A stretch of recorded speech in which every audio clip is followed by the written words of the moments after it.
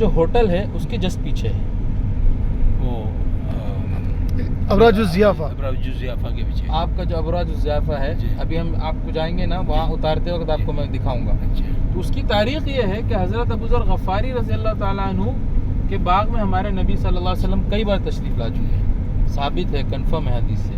اس سے پیچھے ایک مسجد اجابہ ہے. مسجد اجابہ کہتے ہیں دعا قبول ہونے کو. وہاں کا واقعہ یہ تھا کہ ہمارے نبی پاک صلی اللہ علیہ وسلم نے 3 دعائیں مانگی تھی اپنی امت کے لیے, جس میں 2 دعا قبول ہو گئی تھی, 1 دعا رد کر دی گئی تھی. تو جو 2 دعا قبول ہو گئی تھی وہ یہ تھی کہ یا اللہ میری امت پر کوئی ایسا ظالم بادشاہ نہ آئے جو پوری امت کو ہلاک کر دے. اور دوسری یہ دعا قبول ہو گئی تھی.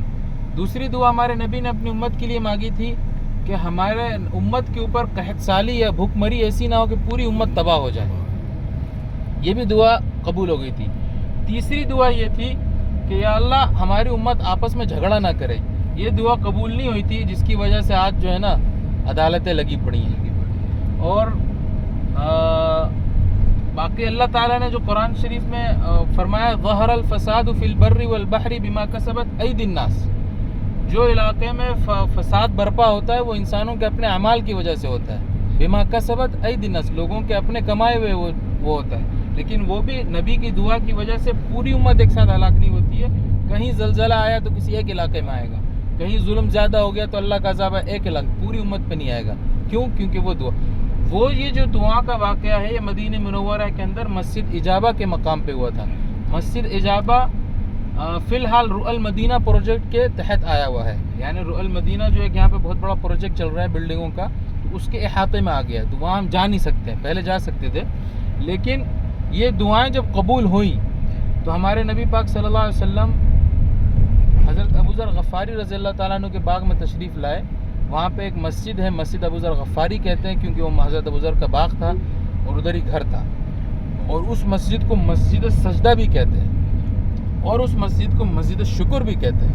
مسجد السجدہ اس لیے کہتے ہیں کہ ہمارے نبی پاک صلی اللہ علیہ وسلم وہاں تشریف لا کے ایک طویل انہوں نے سجدہ کیا تھا. ایسا سجدہ کیا تھا کہ حضرت ابو ذر غفاری رضی اللہ تعالیٰ عنہ کو یہ وہم ہونے لگا کہ کہیں ہمارے نبی پاک صلی اللہ علیہ وسلم وصال نہ کر دیں. اور مسجد الشکر اس لیے کہتے ہیں کہ اس طویل سجدے میں اللہ تعالیٰ کا نبی پاک صلی اللہ علیہ وسلم نے شکریہ ادا کیا تھا کہ آپ نے میری 2 دعائیں قبول کر لیں امت کے حق میں. تو اس وجہ سے اس کو مسجد السجدہ اور مسجد شکر کہا جاتا ہے. وہ ابھی بھی موجود ہے, اس کا مینارہ نظر آئے گا آپ کے ہوٹل کے پاس سے ہی نظر آئے گا, میں دکھاؤں گا انشاءاللہ. اس کو مسجد ابو ذر غفاری کہتے ہیں. اسی لائن میں آگے ایک باغ ابھی فی الحال ہمارے پاس بھی ہے, ہم لوگوں نے لیے رکھا ہے اس باغ میں.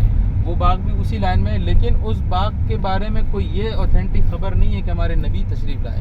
امید کرتے ہیں کہ آئے ہوں گے کیونکہ وہ اسی احاطے میں اسی لائن میں. اور یہ جو باغ میں نے دکھایا جس میں اٹھنی مبارک کا نشان ہے, یہ باغ تو اوتھینٹک ہے, باقاعدہ بالکل اس میں نشان ہمیں نشانات ہے. تو اس کی کوشش یہ ہے کہ اللہ تعالیٰ آپ حضرات سب سے دعا کی درخواست ہے انشاءاللہ حج کے سفر, مبارک سفر, اللہ کے سفر میں آپ حضرات کی دعائیں قبول ہیں. تو دعا فرمائیے انشاءاللہ ہمارے لیے بھی, ناچیز کے لیے بھی, پوری امت کے لیے, پورے خاندان کے لیے. جزاک اللہ خیر. باقی کسی قسم کے کوئی سوال ہو, کوئی وہ ہو, کوئی بھی ساتھی ہو, فرحان بھائی کی گاڑی میں کسی کو کوئی سوال ہو.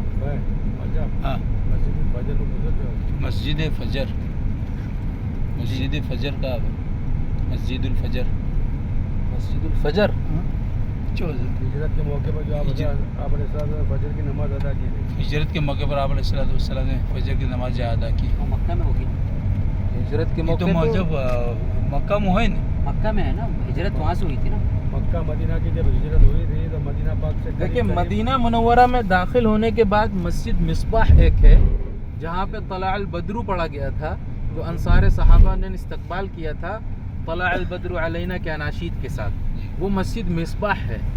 مسجد فجر نہیں ہو سکتا, مسجد صبح یا فجر کی نماز کی وجہ سے آپ لوگ کنفیوز ہو رہے ہیں. اس کا نام مسجد مصباح ہے. اچھا جی, وہ جو ہے طریق الہجرہ جہاں مسجد قباء ہے نا, طریق الہجرہ میں ہے. ہجرہ روڈ سے جب آئے تھے آپ علیہ السلام تو اس کے رائٹ سائڈ میں وہ مسجد مصباح مسجد ہے. جی چھوٹی سی مسجد ہے, رقبے میں بڑی نہیں, چھوٹی سی مسجد ہے. جی جی بالکل, وہ نشاندہی کے لیے ہے مسجد مصباح.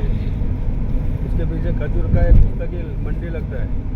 کیا کھجور کا منڈی لگتا ہے اس کے پیچھے؟ نہیں یہ کوئی غلط نہیں,